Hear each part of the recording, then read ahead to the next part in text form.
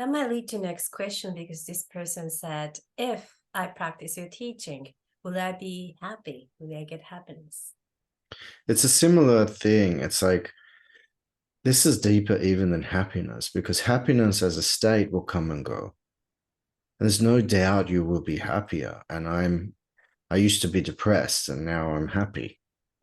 but it's deeper than that. It's knowing who you are.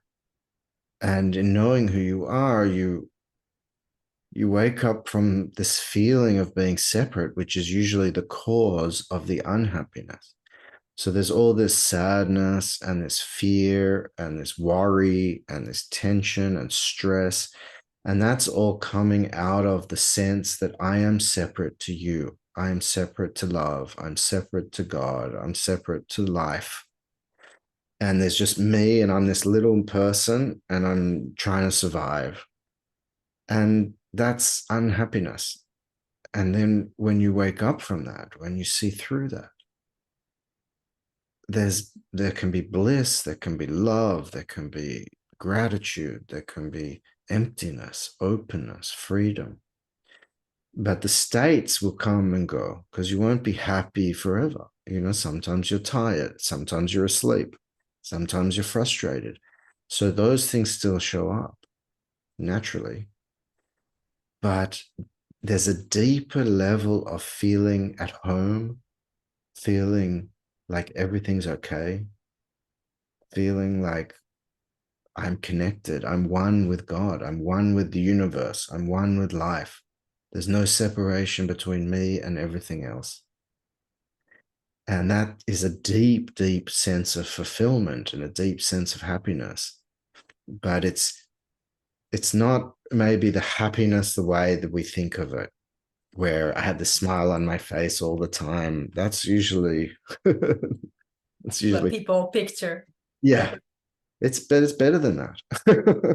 It's a great segue to next question, because next question is that after the awakening, will I still have those wishes? I still want to be happier. I want to make life better. Meaning that, after a moment of awakening, do I still have to search, or will I be constantly peaceful and relaxed? It all depends on what you want. It really depends on what you want. And if what you want is rest, the final rest of knowing who you are and surrendering, then that's what you'll get. But if what you want is more money, a better car, a better apartment, a better partner, whatever it is, then you'll be chasing after those desires. And then in chasing after those desires, generally, you won't ever be fulfilled.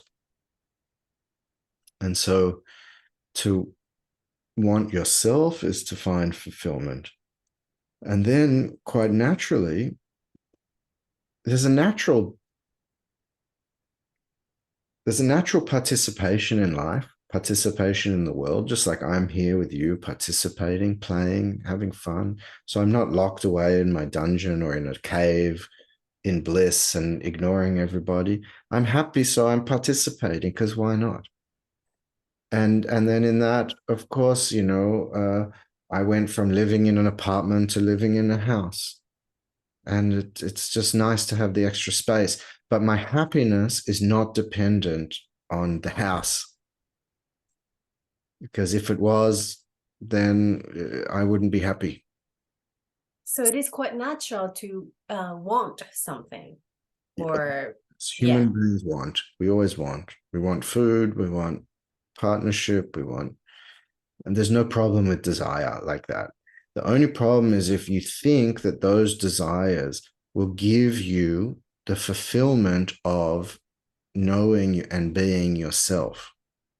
So if you start off in delusion, so I am my ego, I am my thoughts, I am my body, I am my emotions, I'm a person, and then I want that person to be happy, and so I want to have a better car and a better house, then you'll never be happy, because the I at the bottom is not the truth of who you are. It's actually very small, and it's an idea, it's a belief, it's a story. And who you are is much bigger than that. You know, who you are is just unspeakable. And so if you're starting with this I, your desires will always be never ending, you know, because even when you get that house, it's not good enough. You need the better one. or something else is wrong, because the I always feels unsatisfied. So, you know, does that make sense?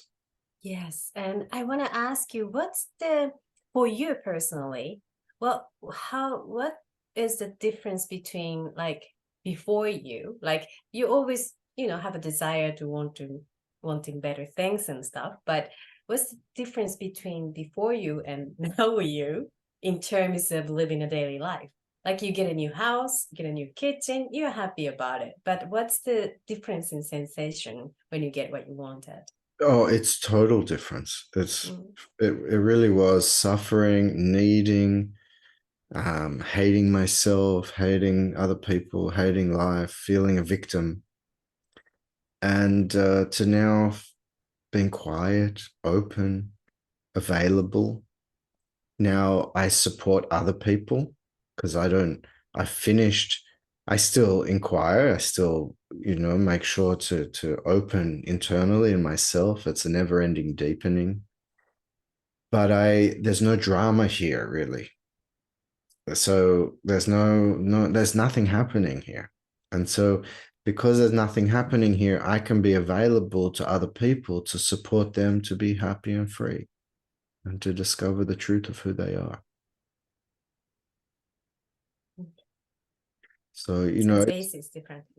Yeah, the whole base is different. The whole basis of there's a background fulfillment and a background gratitude and a background peace and a background of love and feeling not separate.